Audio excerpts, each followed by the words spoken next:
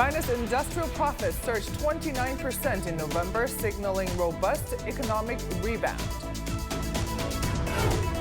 UK luxury stores experience a sales slowdown following the decision to scrape the country's tax-free shopping perk for tourists. In a year-end surge, tourism and gold demand soar in late 2023.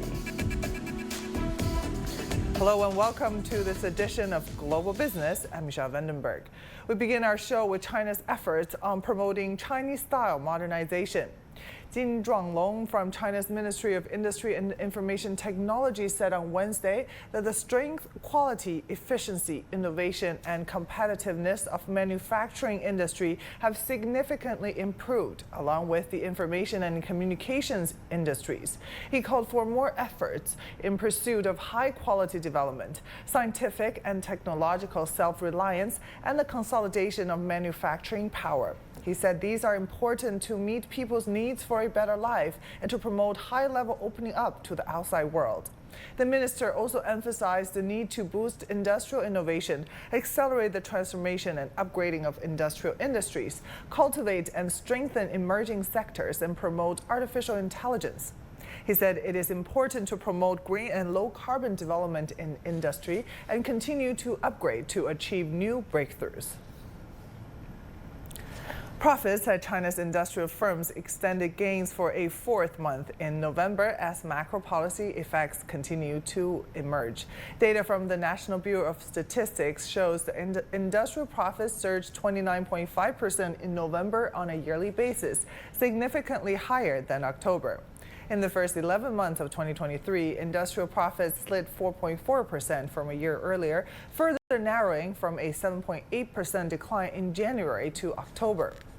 National Bureau of Statistics statistician Yu Wenning said that as the effects of macro policies continue to emerge, domestic demand gradually recovered and industrial production picked up at a faster pace in November. Beijing confirmed today it will host the second International Supply Chain Expo in November next year. This came after the city successfully concluded the world's first national-level expo of the kind earlier this month. The organizer, the China Council for the Promotion of International Trade, says the focus of the 2024 Expo will include sectors such as smart vehicles, green agriculture, and clean energy. It hopes the event will further promote a stable, secure, and smooth global industrial and supply chain system through closer collaborations. Zhang Xin, spokesperson of the Council, says preparations for next year's Expo are already underway. Based on the feedback received, Chinese and foreign enterprises have shown more enthusiasm for next year's Expo. More than 40 exhibitors at the first Expo have already signed letters of intent to participate in the next one, and we've also seen hundreds of new firms that are willing to join next year's exhibition. The 2023 Hangzhou International Cross-Border E-Commerce Trade Fair kicks off today in Hangzhou. The expo aims to provide comprehensive support for businesses going global. Participants from service providers and top-notch factories will take part in the event. One of the highlights of this year's event is to support the localization of global cross-border e-commerce platforms. Popular platforms such as Amazon Global Store, TikTok Shop, and Kuaishou International can all directly connect with local service teams at the exhibition. And for more discussions on cross-border e-commerce, let's bring Liu Zhiqin, senior researcher at Chongyang Institute for Financial Studies at Renmin University of China. So, Professor Liu, what were the key outcomes of the recent national-level supply chain expo in Beijing, and how do you think they will shape the upcoming 2024 International Supply Chain Expo?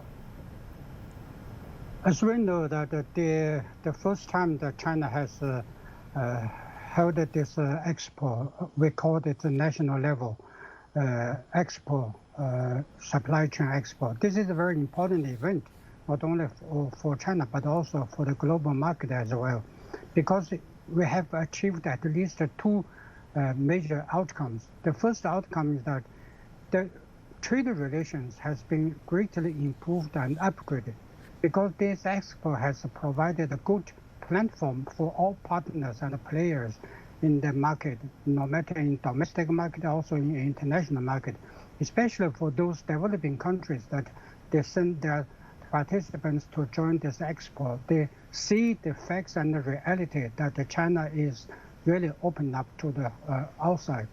And the second outcome is that shows that China's determination and China's honor that to his promise that to widely open up. That means the outcome is very important to increase and upgrade the confidence of the world market, especially for those supply chain players, because as we know in the past, people that some countries try to decoupling from the supply chain.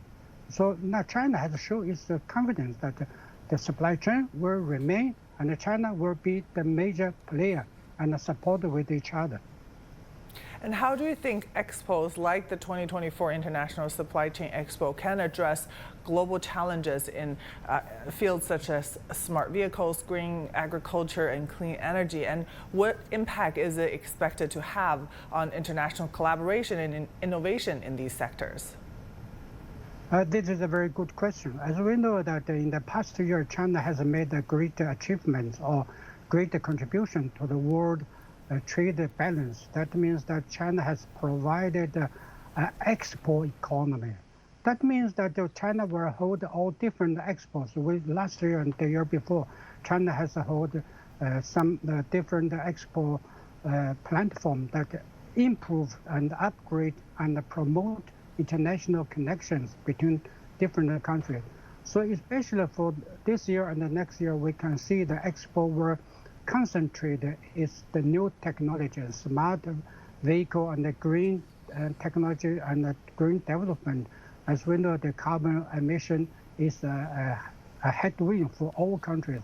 Now we are facing the climate change challenges.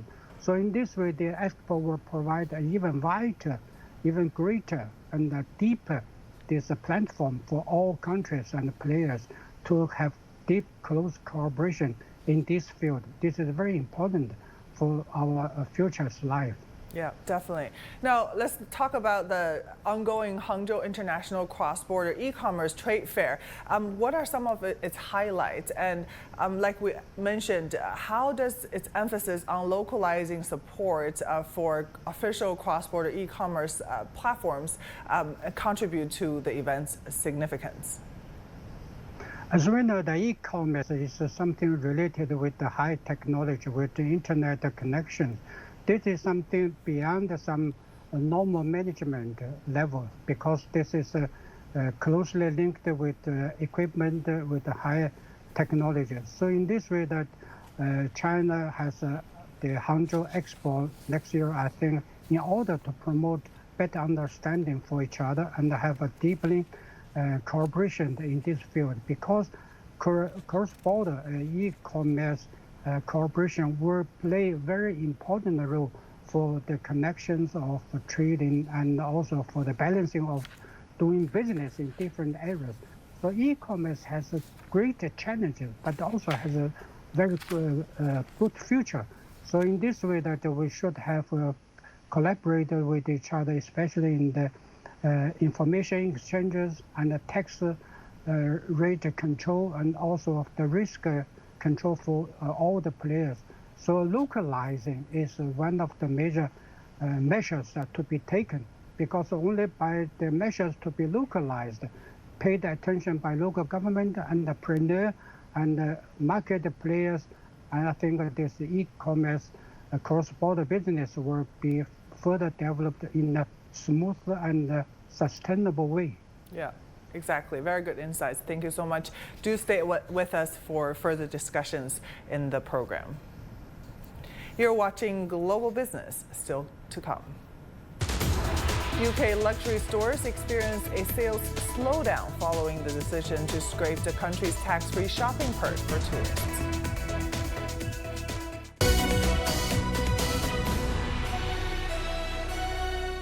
The world economy as we know it is about to change. Global business reports highlight emerging markets, developing countries, and dynamic sectors worldwide. We feature top analysts and newsmakers to provide perspectives on every facet of business. From an on-the-ground perspective, we provide you with balanced and objective assessments. Fast, sharp, and insightful. Global Business. Only on CGTN.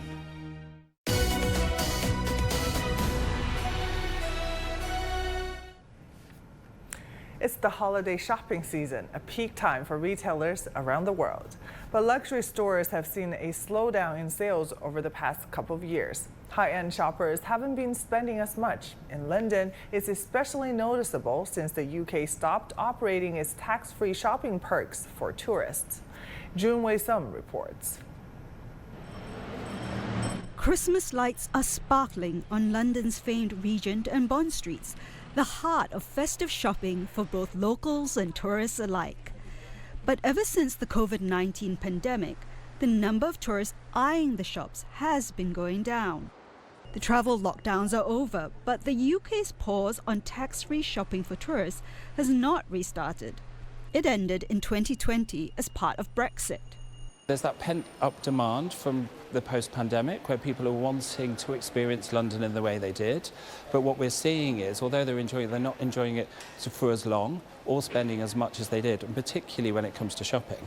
CEBR, a consultancy, estimates that the loss of tax-free shopping is costing the UK economy more than $13 billion each year. No wonder a slew of Britain's largest luxury brands and retailers are lobbying for its return. We've heard from some brands that they're prioritising Paris for investment in their stores, or even new openings of brands that don't exist in London are prioritising Paris because they're seeing the sales and the people there, shopping. Data from international tax refund company Global Blue shows that travellers from the US, China and Gulf countries, all keen to shop, are flocking to Paris and Milan instead. Tax breaks there mean an automatic 20% discount. Some Chinese shoppers on the duty-free shopping haven of China's Hainan Island say the lure of London is fading. When we went shopping at Harrods in the UK, the prices were a lot cheaper than those in China, and you could claim a tax refund too. But the whole tax refund process is rather complicated. Unlike duty-free shopping in Sanya, whatever we buy here is already tax-free. While there are still plenty of reasons to visit Britain, businesses will want to ensure there are also reasons for tourists to spend big. Jun Wei-sum, CGTN. Anyone who flies is familiar with the trend. Adds on fees for everything from extra legroom to priority boarding, pushing the final cost of a flight even higher. There's a theory the airline is designed to make passengers less comfortable, so they'll fork out funds for these upgrades. CGTN's Nitza Soledad Perez has the story. There are plenty of reasons to book main cabin extra. Maybe you need a little extra room to relax. Want to move up from the C or B boarding groups to the first part of the A group? It's easy with upgraded boarding starting at $30 per flight segment. There are many options for upgrades on a flight, but all these extras cost money. Flyers are opening their wallets to pay extra for what used to be the minimum, like seat selection, meal service, or baggage allowance. Airlines know there's money to be made by upselling extras. One Columbia Law School professor famously described his airline strategy as calculated misery, making flying so dreadful that customers are willing to pay more to escape it. If I could pay $1,000 US to just get rid of all different barriers to getting on a flight, I'd pay $1,000 US. I look at it like it makes sense. If they could charge this, if they could charge it, they should, Are you paying allowed to travel with entire family? Yes. And how are you making sure that all of you are seated together? We pay for seating. And it works. Revenue from these extra fees are expected to reach a record $118 billion this year. But this calculated misery principle and implementation has not gotten noticed by unhappy consumers. And passengers say fees are getting worse. Many flyers are reporting being unexpectedly charged for checking in at the airport and printing their boarding passes. It feels like every time you get on a plane, it's like you have to pay, like you have to pay a fee for everything. Like you have to pay for food, for snacks, like things that we used to get before, like sandwich or something, or like it's almost like it's like a tiered kind of experience. You have the people in economy, you have the people in first class, and then they are now adding different classes in the middle that you could also pay for. So it seems like they're just kind of making it almost worse and even more like unbearable to fly. I feel like it's a business, you know. Right now, as more people you can pack in a plane, it's better for them. So it's tough. I mean, I'm on the side of a business, but on the side as a user, it's hard. It's getting harder to fly. The issue of fees even made it into this year's State of the Union. And will prohibit airlines from charging $50 round trip for a family just to be able to sit together. Baggage fees are bad enough. Airlines can't treat your child like a piece of baggage. Americans are tired of being. We're tired of being played for suckers. But all that torment is not stopping travelers from flying. We're expecting a 4% increase over last year. It's busy. I mean, the airport is busy right now. COVID's over, and people want to get out and about, and they want to travel. Proving that the airline fee strategy is effective for the industry and not likely to disappear anytime soon. Nitza Soledad Perez, CGTN, Miami. Moving on to some corporate headlines from around the world. Toyota Motors' global production jumped 11% in November to a record level, bouncing back from last year's supply chain disruptions and benefiting from robust demand both in Japan and overseas. SoftBank said it would receive shares in the telecompany T-Mobile US worth some $7.59 billion at no additional cost, driving the Japanese conglomerate's shares up 5%. China's Tencent saw its shares stage a partial rebound on Wednesday, the first day of trade after authorities vowed to make improvements in rules which curbed spending and has sent stocks in video game companies plunging. You're watching Global Business, still to come. A year-end surge, tourism and gold demand soar in late 2023.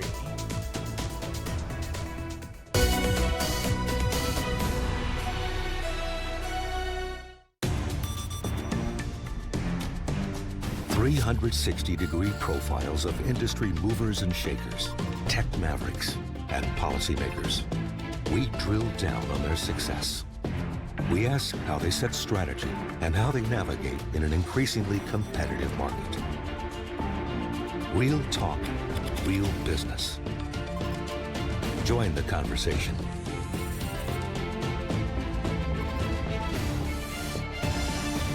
Biz Talk, only on CGTN.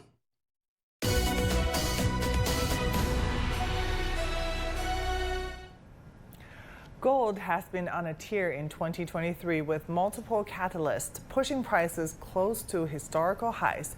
The spot price touched $2,100 an ounce earlier this month, setting a new all-time high. This year's geopolitical uncertainty and global central banks' decisions on interest rates have played a pivotal role in driving up gold prices.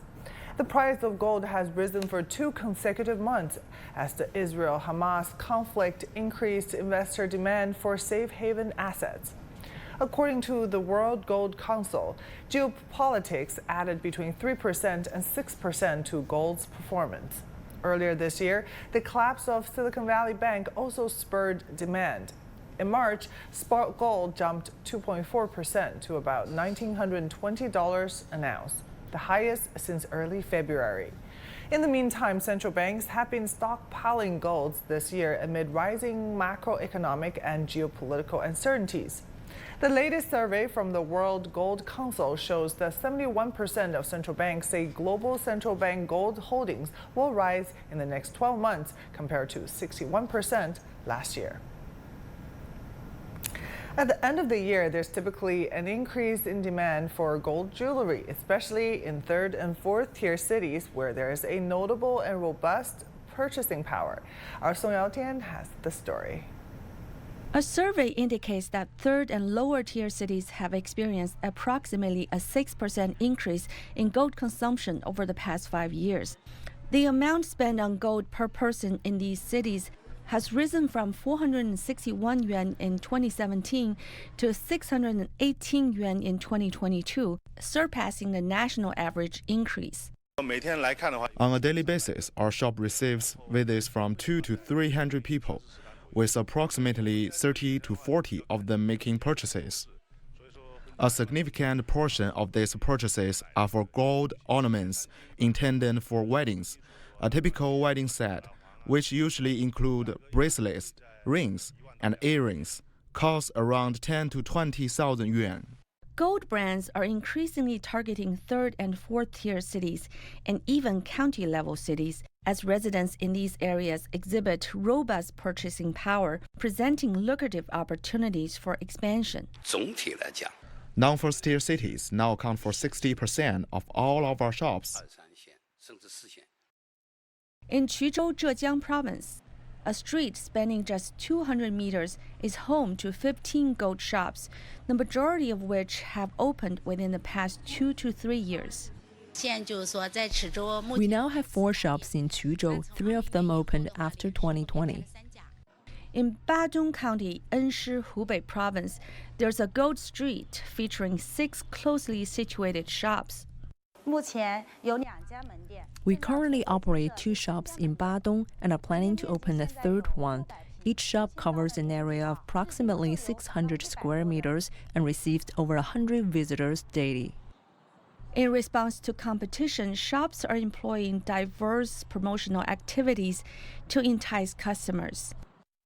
Our promotion offers a price cut on diamonds with the purchase of gold. Previously, diamonds were not subject to any discounts. This initiative has successfully attracted a large number of customers. We are getting engaged soon and keeping an eye on the gold prices, as we are considering purchasing some gold items in the near future. It appears that the enthusiasm for gold will continue for the foreseeable future, especially with the new year approaching and the Spring Festival still over a month away. Song Yaotian, CGTN. The tourism market is heating up as the New Year holiday approaches. Cultural and leisure trips, ice and snow tourism, and hot spring tours are the most popular choices for travelers. Government data shows that the total bookings for domestic tourism has increased more than 3-fold compared to last year. The travel demographic is getting younger, with 89% tourists born after 1980. Meanwhile, China has implemented measures such as simplified visa procedures to ease entry. That's a part of the government's efforts to speed up the recovery of the tourism market. The Hong Kong and Macau inbound tourism market has experienced significant growth, constituting 70% of the overall inbound market. Starting from 2024, inbound tourism is expected to gradually return to normal levels.